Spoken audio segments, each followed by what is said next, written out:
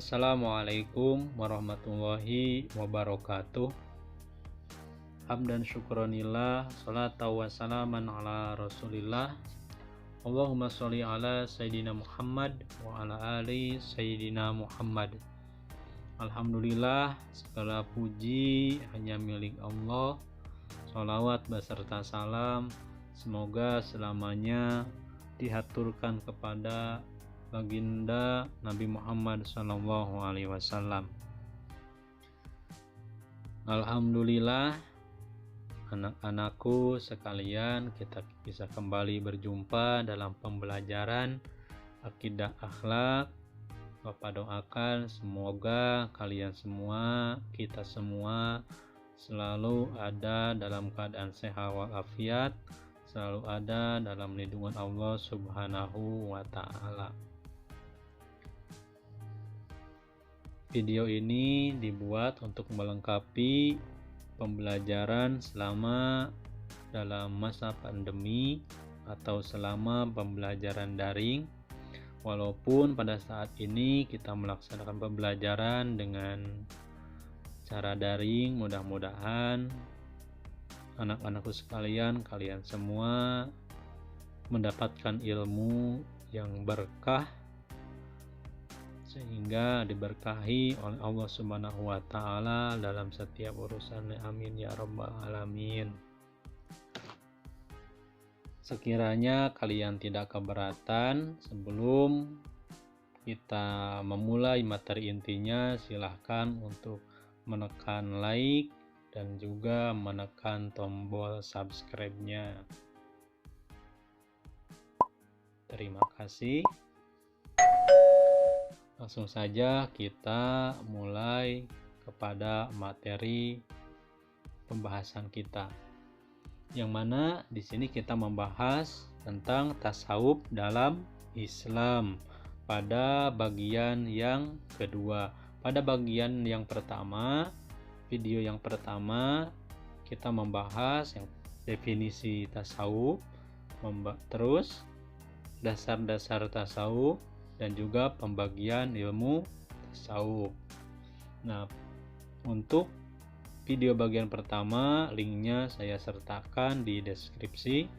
Nah, pada bagian kedua ini kita akan membahas tentang sumber-sumber tasawuf, terus tingkatan dalam ilmu tasawuf, terus pengaruh tasawuf dalam kehidupan modern. Dan slide yang pertama, F, yaitu tentang sumber-sumber tasawuf. Yang pertama, sumber dari para ajaran tasawuf adalah Allah Subhanahu wa Ta'ala. Maksudnya, yang menjadi sumber dari ajaran tasawuf adalah wahyu dari Allah Subhanahu wa Ta'ala melewati malaikat Jibril yang disampaikan kepada Nabi Muhammad SAW. Terus yang kedua, sumber daripada ajaran tasawuf adalah segala sesuatu hal yang dilakukan oleh yang dilakukan oleh Rasulullah SAW. Jadi, tasawuf merupakan salah satu ilmu atau salah satu ajaran yang sesuai dengan Al-Quran dan Sunnah. Jadi singkatnya, tasawuf merupakan salah satu gerakan atau salah satu ajaran atau salah satu ilmu yang mana tasawuf merupakan pengamal daripada sunnah-sunnah Rasulullah SAW. Terus yang ketiga, yang menjadi sumber dari tasawuf adalah pengalaman spiritual para sahabat Nabi Muhammad SAW, yang mana setiap para sahabat memiliki pengalaman spiritual yang tidak sama. Jadi ketika di dalam tasawuf banyak metode, banyak tarekat-tarekat tertentu, itu merupakan sesuatu hal yang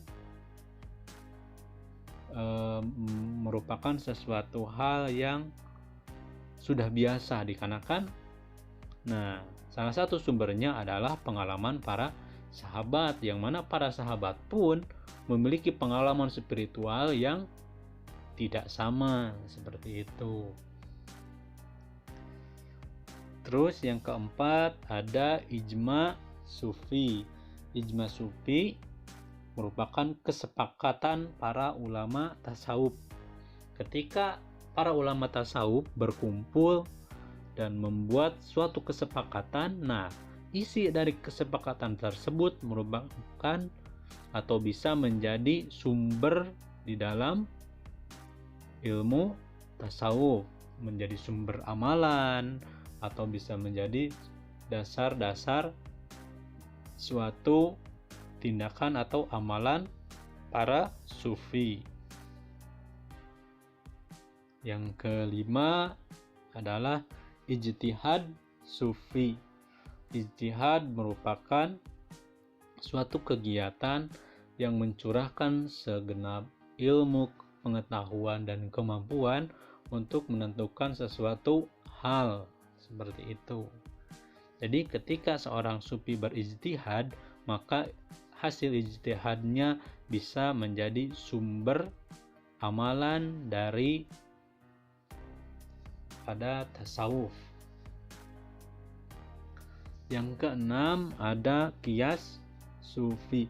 Ketika seorang sufi mengiaskan atau membuat suatu perumpamaan, baik itu di dalam amalan ataupun yang lainnya, maka hal tersebut pun bisa menjadi sumber tasawuf. Yang ketujuh ada nurani sufi, yang mana nurani seorang sufi bisa dijadikan sumber tasawuf dikarenakan seorang sufi tadi adalah seseorang yang mempunyai hubungan yang harmonis dengan Allah Subhanahu wa Ta'ala, sehingga Allah menganugerahkan kepada dirinya firasat ataupun naluri ruhani yang tajam, sehingga nurani seorang sufi tadi bisa dijadikan sebuah sumber di dalam tasawuf. Yang kedelapan ada amalan sufi, yang mana di sini amalan sufi bisa dijadikan sumber daripada tasawuf. Dikarenakan di sini ada di dalam tasawuf ada istilahnya sufi atau mursyid, ada juga istilahnya salik, yang mana sufi atau seorang mursyid dia adalah seorang pembimbing spiritual, pembimbing ruhani seseorang. Yang dibimbingnya atau siswanya disebut dengan salik, seperti itu. Jadi biasanya seorang sufi dia itu akan membimbing atau memberikan amalan-amalan kepada seorang salik, kepada siswanya tadi, sesuai dengan pengalaman yang telah dia dapatkan, seperti itu. Jadi di dalam tasawuf, amalan seorang sufi tadi bisa dijadikan sebuah sumber. Jadi alasannya seperti itu tadi.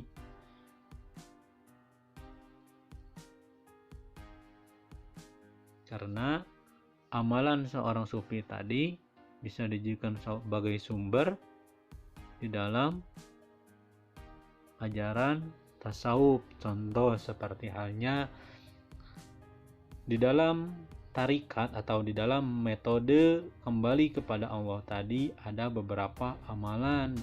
Biasanya di dalam suatu tarikat itu tidak memiliki amalan yang, atau di dalam tarikat itu tidak memiliki amalan yang sama. Tetapi di dalam tarikat, di dalam beberapa tarikat ada atau mempunyai amalan-amalan yang menjadi ciri khasnya masing-masing, seperti itu.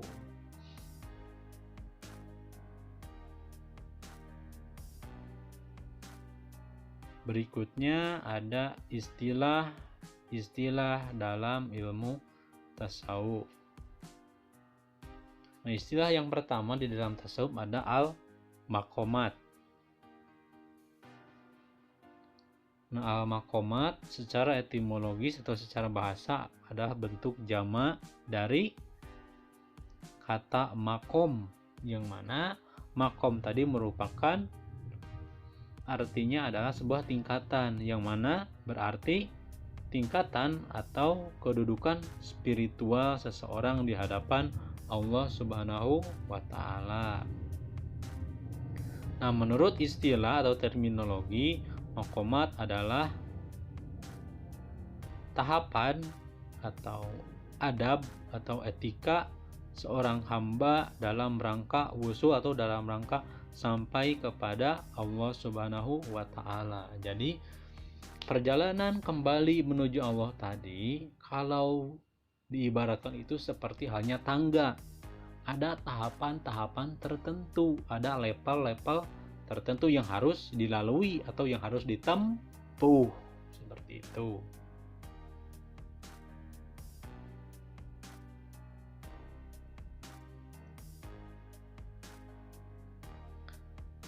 Nah, terus yang berikutnya tingkatan al-maqamat atau tingkatan level seseorang, level spiritual atau level perjalanan spiritual seseorang di hadapan Allah Subhanahu wa Ta'ala. Nah, yang pertama, level pertama atau gerbang pertama untuk kembali menuju Allah tadi ada taubat. Taubat pada dasarnya memiliki arti kembali. Kembali kepada jalan Allah Subhanahu wa Ta'ala, kembali melakukan syariat-syariat Allah Subhanahu wa Ta'ala setelah beberapa waktu atau beberapa saat atau setelah kita meninggalkannya, seperti itu. Nah, diantaranya syarat daripada taubat itu, yang pertama mesti adanya rasa menyesal. Menyesal telah melakukan sesuatu hal yang dilarang oleh Allah Subhanahu wa Ta'ala, seperti itu. Jadi seseorang tidak disebut bertaubat kalau seandainya dia tidak memiliki rasa penyesalan. Kalau seandainya dia telah mengaku bertobat tetapi dia itu memiliki rasa bangga atau menceritakan keburukan-keburukan di masa lalunya dengan bangga, maka dia itu belum disebut bertaubat, seperti itu. Karena syarat taubat tadi yang pertama adanya rasa penyesalan, sehingga dari rasa penyesalan tersebut muncul syarat yang kedua, yaitu berjanji untuk tidak mengulanginya lagi, seperti itu. Jadi berjanji kepada siapa? Berjanji kepada dirinya sendiri dan berjanji kepada Allah, seperti itu. Terus yang berikutnya, perbanyak membaca istighfar. Jadi singkatnya seperti itu. Jadi tingkatan atau tahapan pertama yaitu taubat. Tahapan kedua dalam al-maqamat ada waro. Dalam perspektif tasawuf, waro tadi bermakna menahan diri dari hal yang bersifat sia-sia, seperti itu. Nah, seseorang atau seorang salik, seorang yang berusaha sedang kembali menuju Allah Subhanahu wa Ta'ala, diusahakan dia itu untuk menghindari sesuatu hal yang bersifat sia-sia. Kenapa seperti itu? Dikarenakan al-ayyamal ladzi matat, tidak akan pernah kembali waktu yang telah berlalu, seperti itu. Dikarenakan apa? Dikarenakan usia manusia terbatas. Manusia harus memaksimalkan usia yang Allah berikan untuk melakukan sesuatu hal yang baik, seperti itu. Dikarenakan apa? Dikarenakan waktu yang telah kita pergunakan tersebut akan kita pertanggungjawabkan, seperti itu. Terus berikutnya C yang ketiga ada zuhud. Menurut Imam Al-Ghazali, makna kata zuhud adalah mengurangi keinginan kepada dunia dan menjauh darinya dengan penuh kesadaran.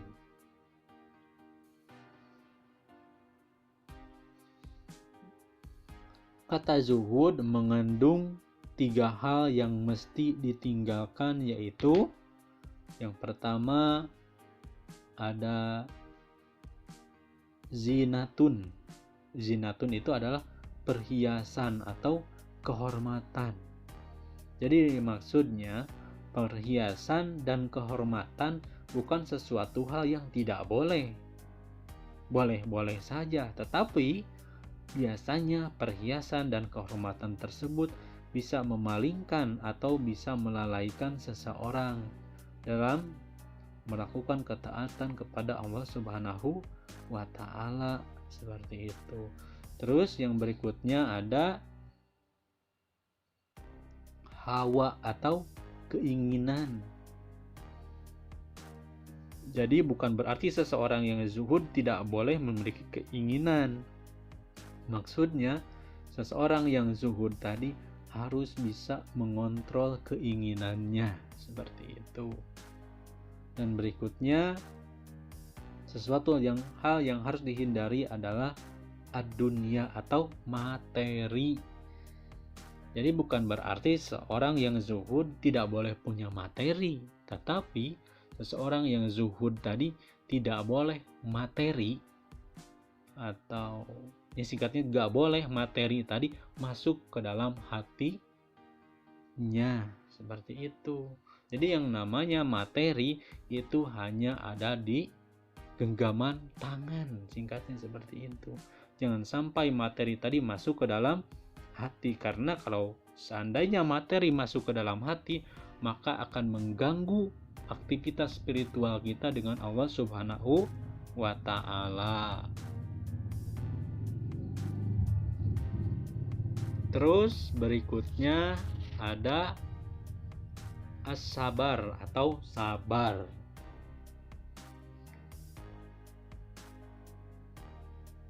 Jadi menurut terminologi,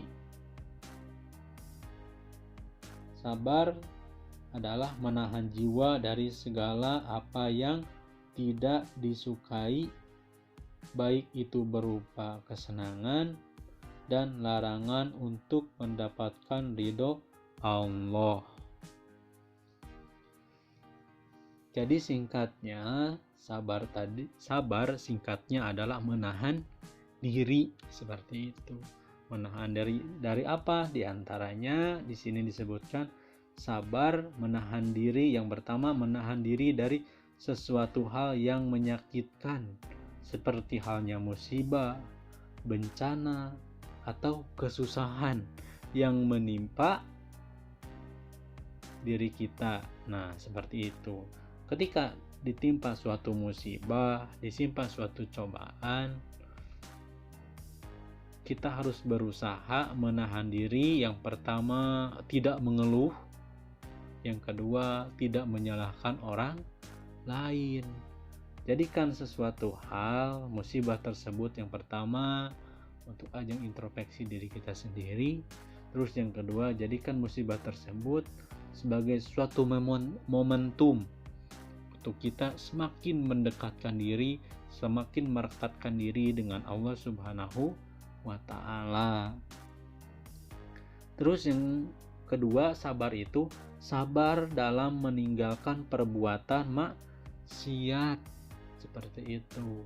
Jadi maksudnya sabar di dalam meninggalkan perbuatan maksiat tadi, jadi berusaha menahan diri dari sesuatu hal, meskipun kita suka dalam hal tersebut, tetapi hal tersebut merupakan sesuatu hal yang dilarang oleh Allah Subhanahu wa Ta'ala, seperti itu.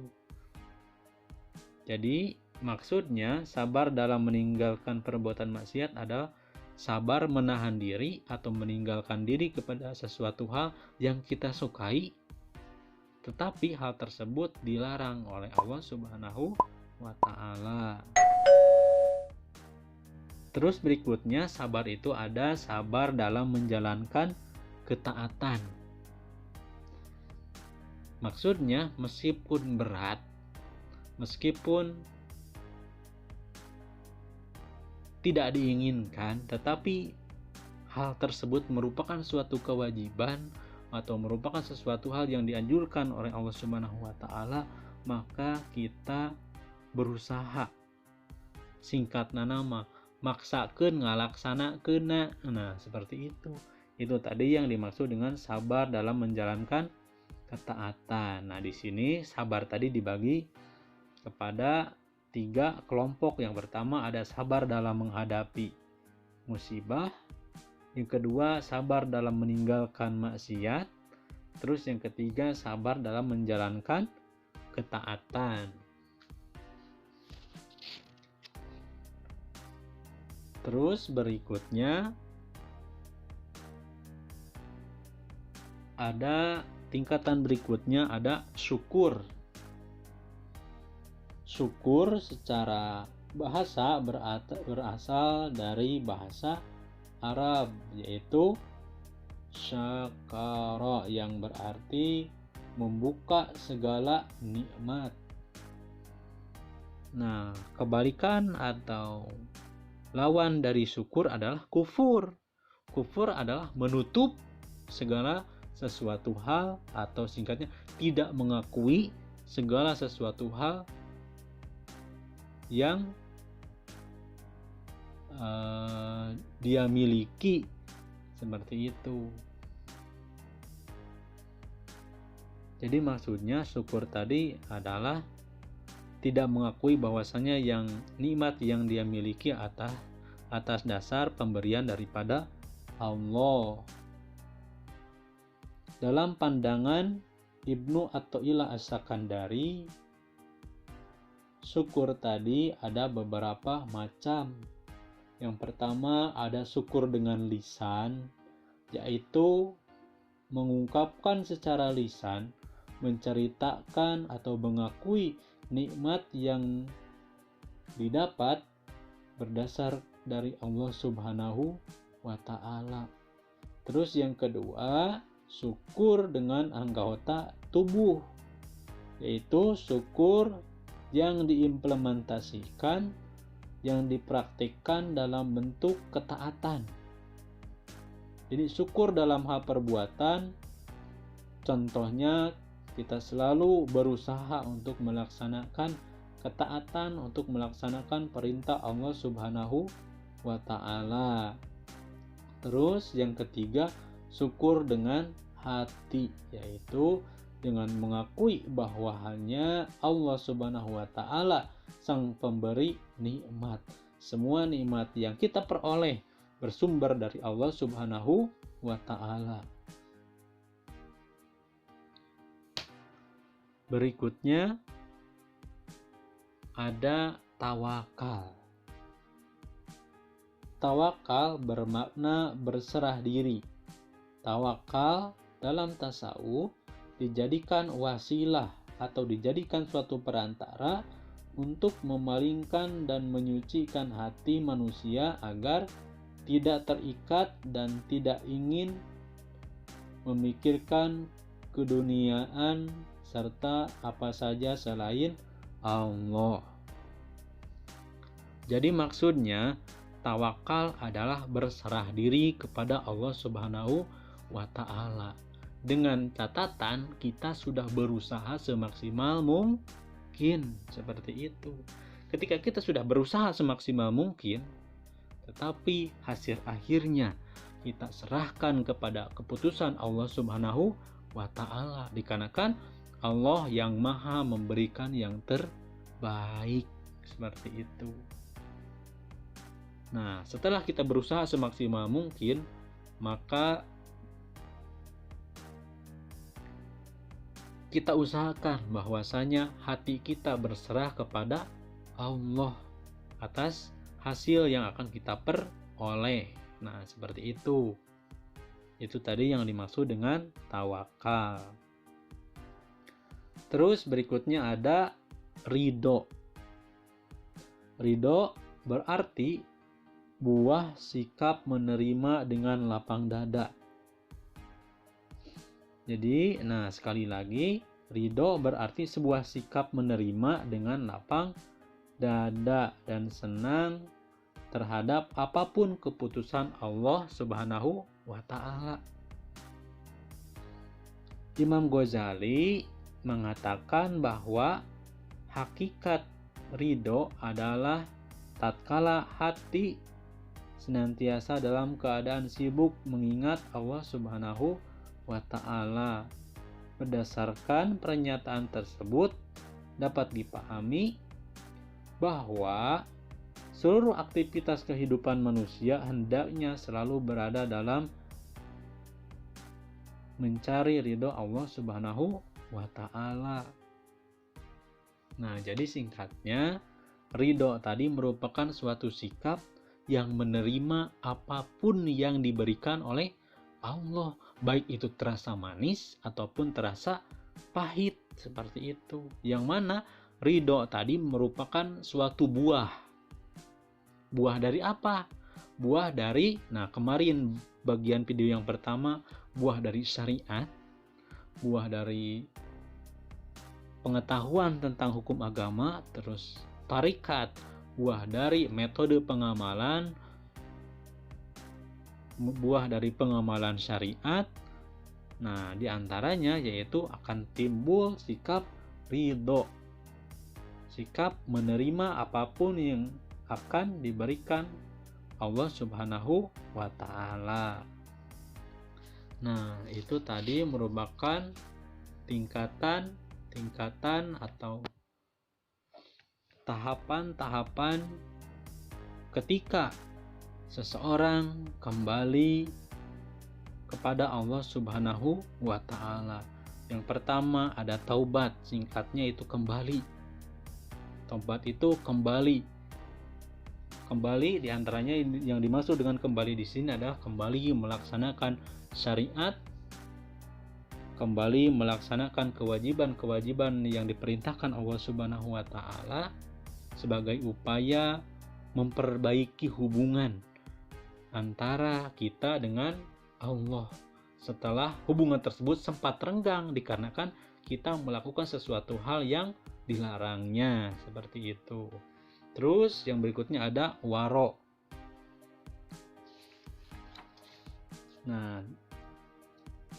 Terus berikutnya ada zuhud, yang mana waro tadi berarti menjauhkan diri dari sesuatu hal yang bersifat sia-sia. Terus berikutnya ada zuhud. Zuhud tadi kecenderungan hati kepada sesuatu hal atau kecenderungan hati kepada melakukan aktivitas beribadah daripada melakukan aktivitas yang lain.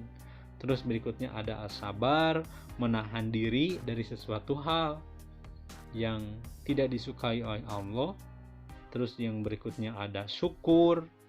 Syukur adalah salah satu ungkapan menerima apa yang diberikan Allah Subhanahu wa Ta'ala, mengakui segala sesuatu hal yang kita punya, yang kita peroleh bahwasanya bersumber dari Allah. Terus berikutnya ada tawakal, berserah diri kepada Allah Subhanahu wa Ta'ala. Setelah kita berusaha semaksimal mungkin, hasilnya kita serahkan kepada keputusan Allah. Terus berikutnya ada ridho. Ridho adalah suatu perasaan, suatu sikap senang atau lapang dada atas apapun yang diberikan oleh Allah Subhanahu wa Ta'ala. Pertanyaannya, jadi atau makomat atau tingkatan tahapan-tahapan kembali kepada Allah tadi merupakan salah satu fase-fase di mana hampir setiap orang mengalaminya, tetapi dengan tensi atau dengan kadar yang berbeda-beda. Pertanyaannya, dari tingkatan atau makomat ini mana yang telah kalian alami, seperti itu. Nah, kalaupun dari semua ini semuanya belum kalian alami, alasannya apa?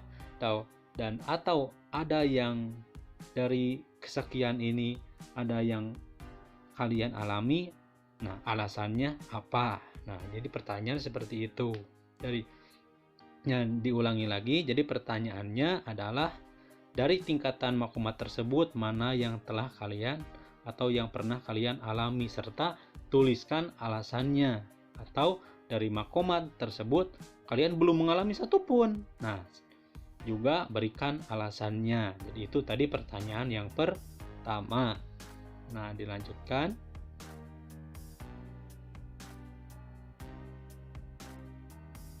Yang kedua, istilah di dalam tasawuf tadi ada al-ahwal.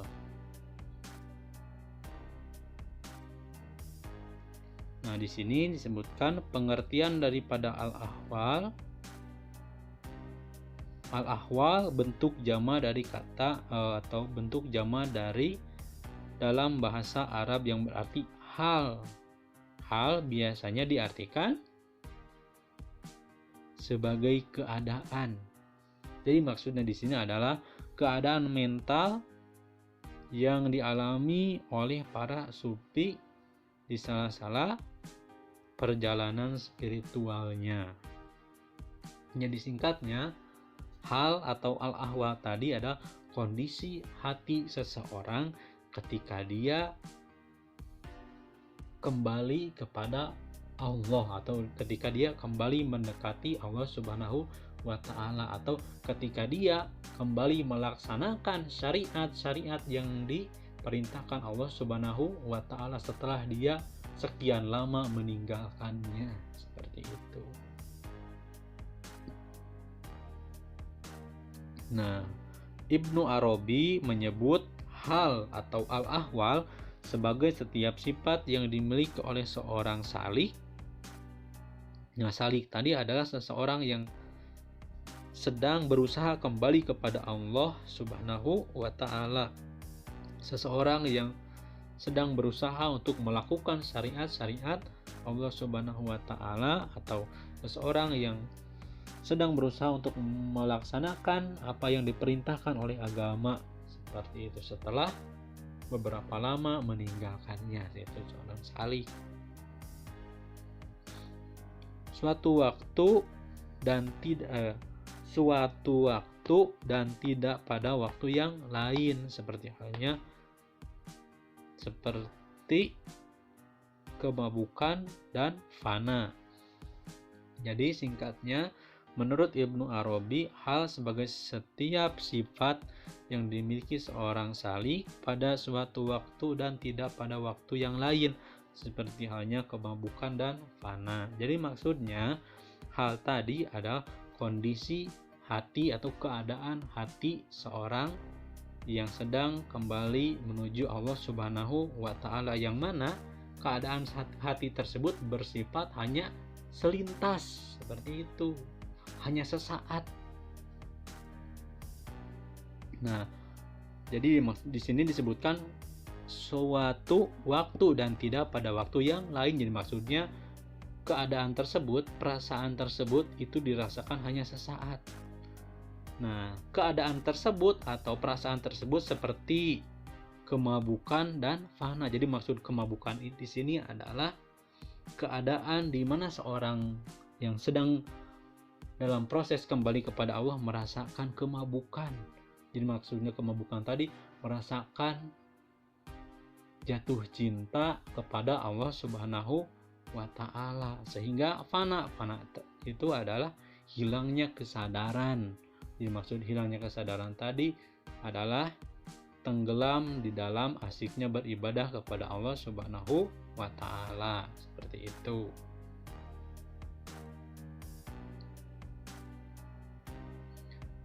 Nah, slide berikutnya adalah tingkatan al-ahwal, tingkatan keadaan psikologis atau tingkatan keadaan hati seseorang ketika dia kembali berusaha mendekati Allah Subhanahu wa Ta'ala. Yang pertama, tingkatan atau al-ahwal. Tingkatan yang pertama ada muraqabah. Nah, muraqabah di sini disebut sebagai keadaan di mana seseorang merasa dekat dengan Allah. Muraqabah merupakan bentuk al-ahwal yang sangat penting karena pada dasarnya segala perilaku peribadahan adalah dalam rangka muraqabah atau mendekatkan diri kepada Allah Subhanahu wa Ta'ala. Jadi ada masanya ketika seseorang sedang kembali menjalin hubungan yang baik dengan Allah, ketika seseorang kembali mendekati Allah, dia itu merasakan bahwasanya dia itu ketika melakukan ibadah merasa sangat dekat dengan Allah. Tetapi perasaan tersebut hanya bersifat selintas seperti itu. Nah, itu tadi disebut dengan ahwal. Al-ahwal yang pertama ada muraqabah atau merasakan kedekatan Allah Subhanahu wa Ta'ala.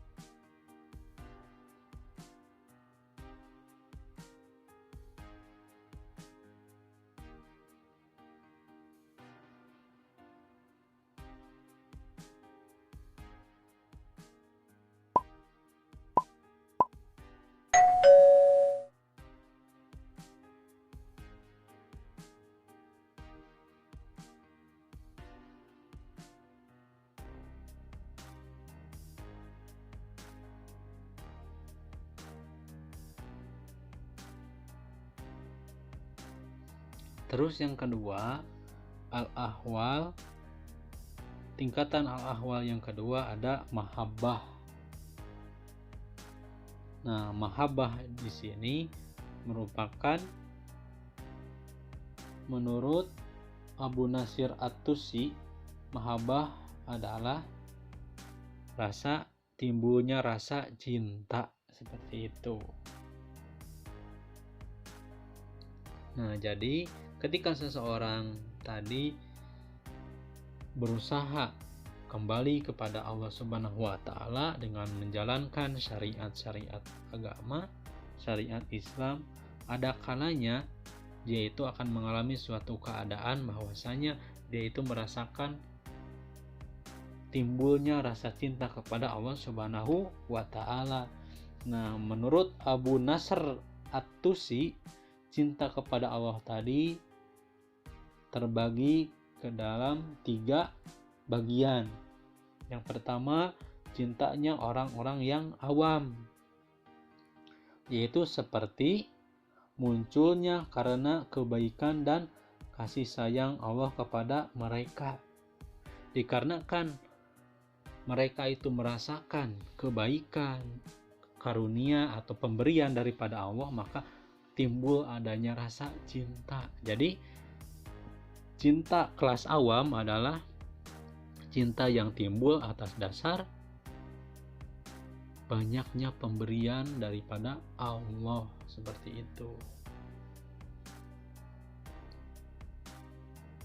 Terus yang kedua, cintanya orang-orang muttaqin atau orang-orang yang bertakwa, atau cintanya orang-orang yang ketakwaannya sudah diakui oleh Allah Subhanahu wa Ta'ala, yang mana cinta mereka ini timbul karena penglihatan mata hati mereka terhadap keagungan dan kekuasaan Allah Subhanahu wa Ta'ala. Cirinya adalah yaitu terbukanya rahasia Allah Subhanahu wa Ta'ala. Jadi maksudnya, nah cinta atau mahabbah yang kedua, mahabbah muttaqin adalah cinta mereka itu timbul karena penglihatan mata hati mereka. Jadi maksudnya, nah cinta yang kedua atau hubbul muttaqin ini muncul atas dasar buah dari yang pertama pengetahuan tentang syariat, yang kedua pengamalan tentang syariat, seperti itu. Sehingga ketika seseorang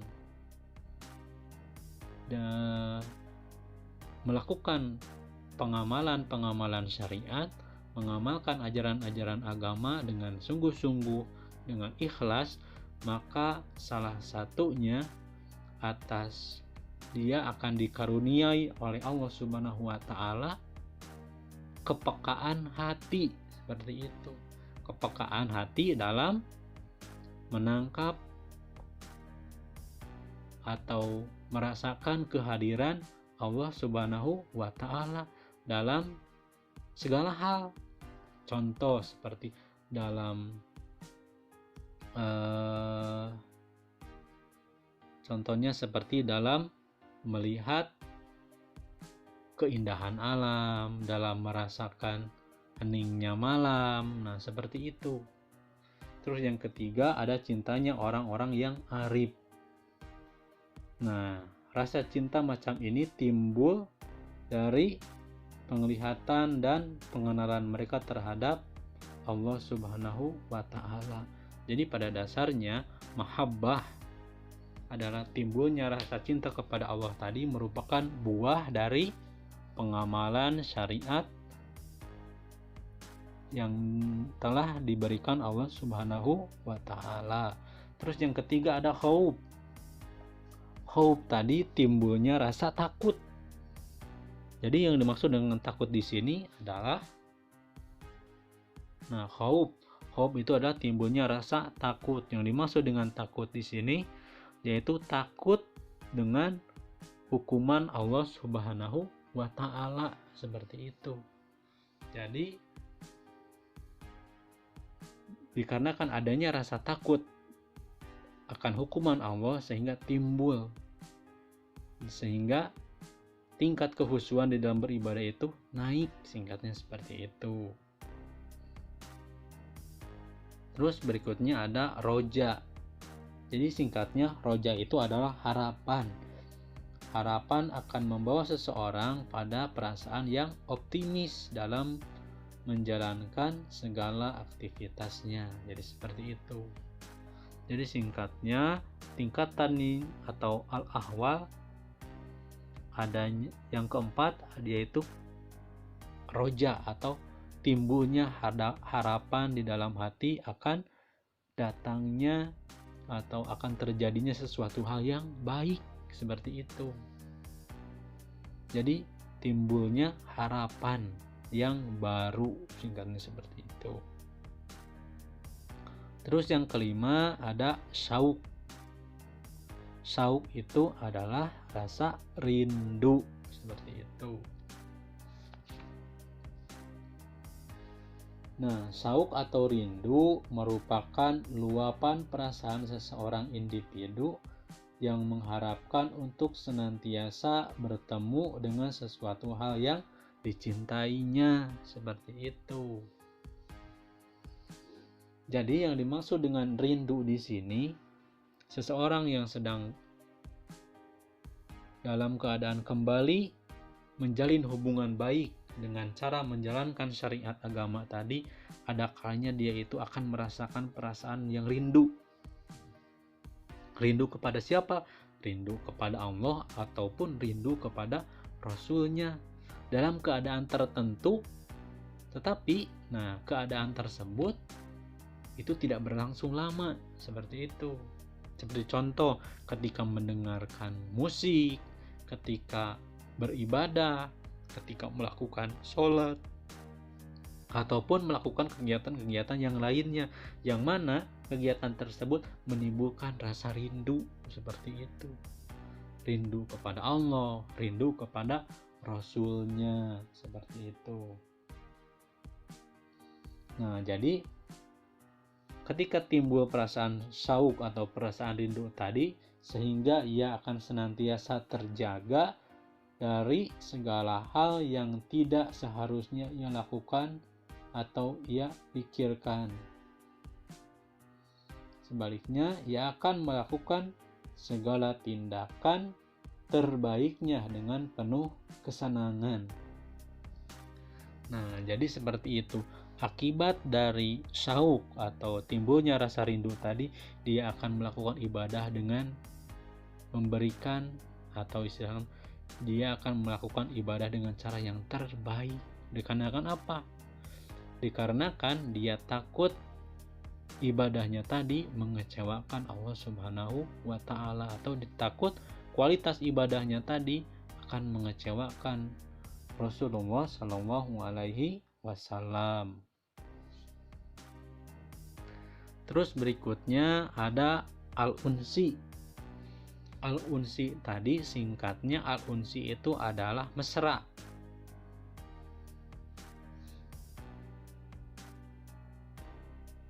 Seorang yang ada pada kondisi al-unsi tadi akan merasakan kebahagiaan atau kesenangan atau kegembiraan serta rasa sukacita yang meluap, singkatnya seperti itu.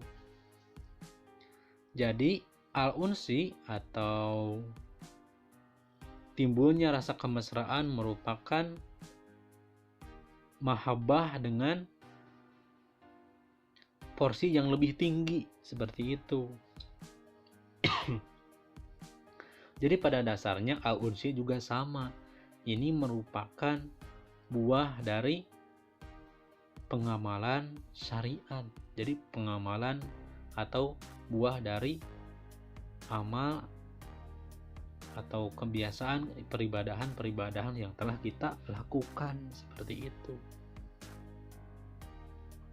Terus berikutnya ada tumaninah. Jadi maksud tumaninah di sini singkatnya merasakan kenyamanan ketika melakukan ketaatan.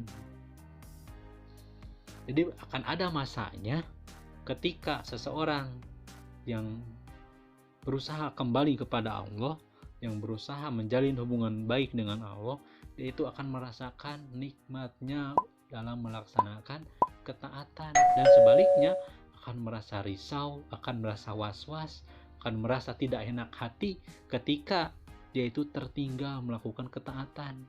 Contoh, ketika tertinggal melakukan sholat, ketika tertinggal melakukan sesuatu hal yang baik. Nah, seperti itu. Dan sebaliknya, ketika melakukan sesuatu hal yang baik, contoh ketika sholat berjamaah, dan ketika melakukan sesuatu hal yang baik, maka dia akan merasa nyaman. Nah, seperti itu. Terus yang berikutnya, yaitu yang ke-8, ada musyahadah. Musyahadah itu singkatnya menyaksikan atau merasakan kehadiran Allah, seperti itu. Nah, jadi musyahadah ini merupakan salah satu sama tadi. Jadi musyahadah itu merupakan salah satu buah dari pengamalan syariat, dari pengetahuan syariat, terus kemudian dari tarekat atau pengamalan syariat, terus kemudian dari hakikat. Jadi pada dasarnya, nah kemarin dalam tasawuf amali ada syariat. Syariat itu adalah aturan agama, atau terus yang kedua ada tarikat. Tarikat itu adalah pengamalan syariat. Terus yang ketiga ada hakikat. Singkatnya, syariat-syariat yang kita lakukan, ibadah-ibadah yang kita lakukan, hakikatnya adalah untuk mengingat Allah, seperti itu.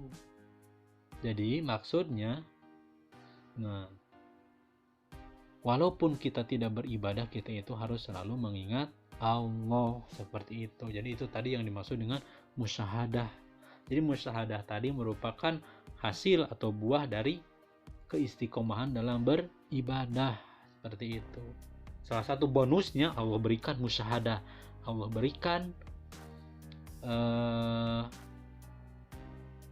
berikan rasa bahwasanya kita itu merasakan kehadirannya, seperti itu. Terus yang berikutnya, yang ke-9 ada yakin.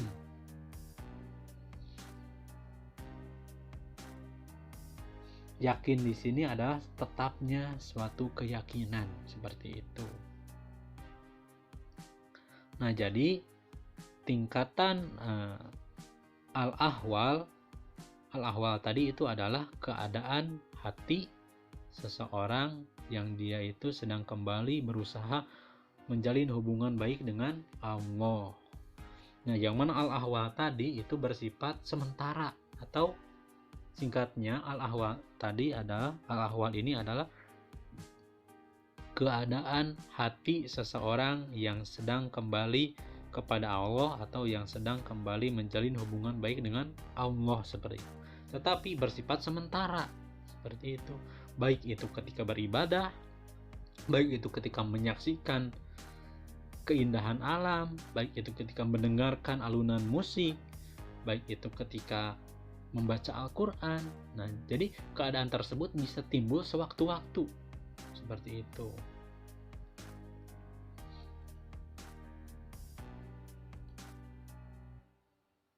Nah, pertanyaannya yang kedua,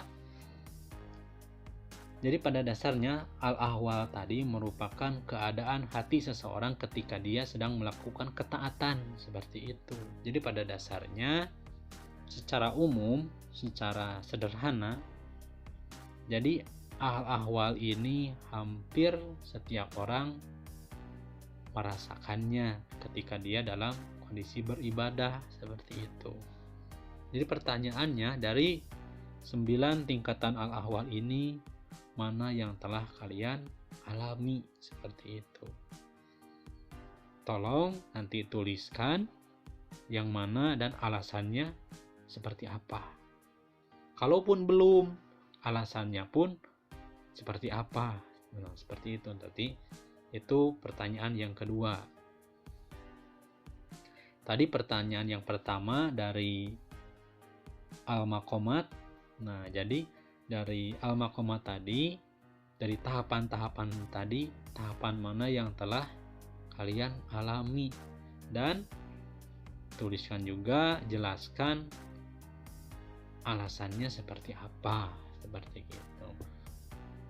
Contoh tadi atau sekarang dari al-ahwal, contohnya seperti yang ke-7 tumanina, alasannya seperti apa. Nah, seperti itu. Terus berikutnya,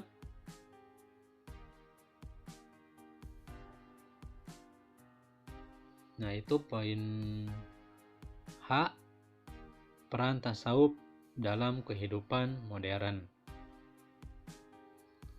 Nah, jadi peran tasawuf di sini diantaranya yaitu agama atau tasawuf memberikan bimbingan bagi manusia dalam mengendalikan dorongan-dorongan sebagai konsekuensi dari pertumbuhan fisik dan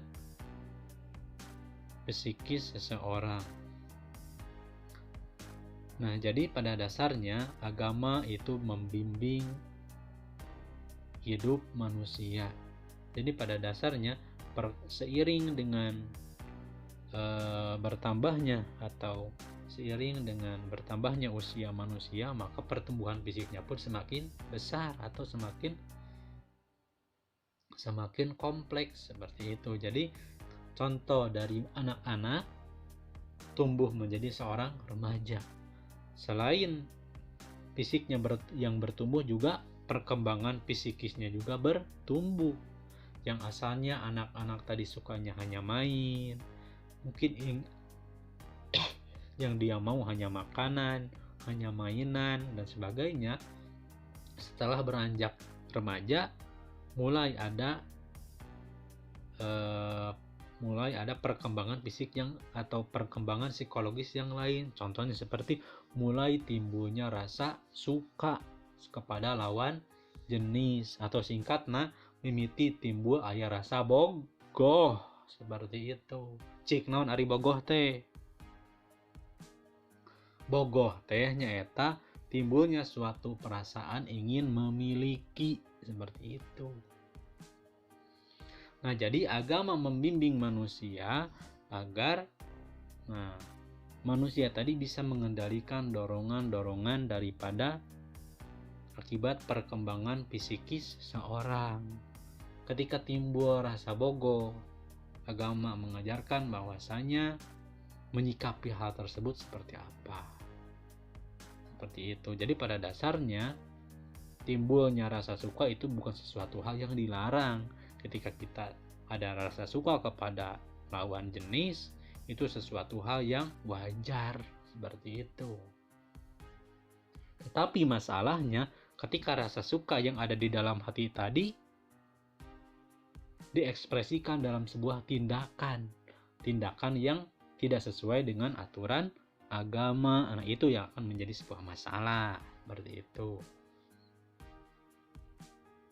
Terus yang kedua, agama dapat memberikan terapi mental bagi manusia dalam menghadapi kesukaran dalam hidup. Agama dapat memberikan terapi mental. Jadi maksudnya terapi mental tadi ada pemulihan mental, pemulihan spiritual bagi manusia dalam menghadapi kesukaran dalam kesulitan hidup. Jadi agama tadi membimbing manusia di dalam kehidupannya agar manusia tadi tidak bekerja atau tidak berusaha dengan penuh ketamakan. Dan ketika dia gagal, agar dia tidak berhenti dalam keputusasaan, seperti itu. Dikarenakan manusia hanya berikhtiar, Allah lah yang menentukan. Tetapi seperti tadi, tetap kita itu harus berikhtiar semaksimal mungkin. Setelah itu baru kita bertawakal, menyerahkan hasilnya kepada Allah Subhanahu wa Ta'ala. Karena apapun yang akan kita peroleh, tetap keputusan dari Allah Subhanahu wa Ta'ala itu merupakan hal yang terbaik. Nah, itu tadi merupakan penjelasan singkat daripada materi bab 6 tentang tasawuf dalam Islam. Semoga bermanfaat. Nah, ditunggu nanti daripada 2 pertanyaannya. Terima kasih. Assalamualaikum warahmatullahi wabarakatuh.